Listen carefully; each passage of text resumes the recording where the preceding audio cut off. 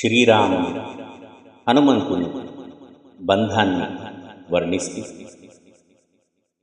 జీవాత్మ దేహానికి ఉన్న సంబంధాన్ని వివరిస్తూ నే రాసి స్వరపరిచిన ఈ పాట మీకోసం.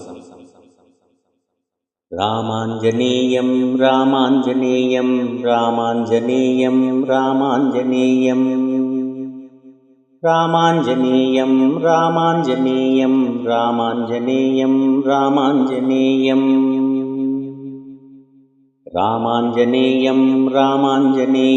రామాంజనేయం రామాంజనేయం రామాంజనేయం రామాంజనేయం రామాంజనేయం రామాంజనేయం రామాంజనేయం దేహాత్మదేహం నడమున్న బంధం తెలిపేటి తత్వం రామాంజనేయం. దేహాత్మదేహం నడమున్న బంధం తెలిపేటి తత్వం రామాంజనేయం. దేహాత్మరామం హనుమయ్య దేహం నీ దేహి దేహం రామాంజనేయం. దేహాత్మరామం హనుమయ్య దేహం నీ దేహి దేహం రామాంజనేయం. రామాంజనేయం రామాంజనేయం రామాంజనేయం రామాంజనేయం రామాంజనేయం రామాంజనేయం రామాంజనేయం రామాంజనేయం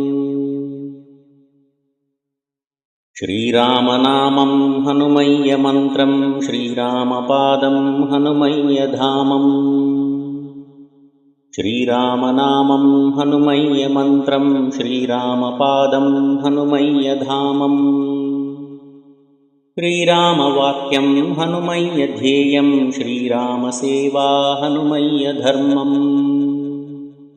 శ్రీరామవాక్యం హనుమయ్య ಧ್ಯೇಯಂ శ్రీరామసేవా హనుమయ్య ధర్మం. రామాంజనేయం రామాంజనేయం రామాంజనేయం రామాంజనేయం రామాంజనేయం రామాంజనేయం రామాంజనేయం రామాంజనేయం బలబుద్ధితేజం శ్రీయాంజనేయం ఘనవాయువేగం శ్రీయాంజనేయం. బలబుద్ధితేజం శ్రీయాంజనేయం ఘనవాయువేగం శ్రీయాంజనేయం.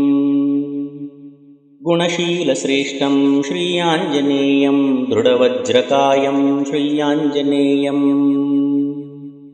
గుణశీలశ్రేష్టం శ్రీయాంజనేయం దృఢవజ్రకాయం శ్రీయాంజనేయం.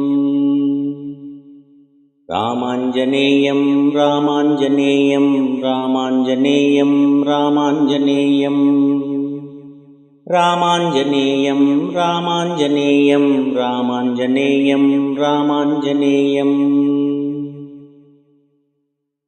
త్రిగుణాతీతం శ్రీరామతత్వం స్థితప్రజ్ఞచిత్తం శ్రీరామతత్వం.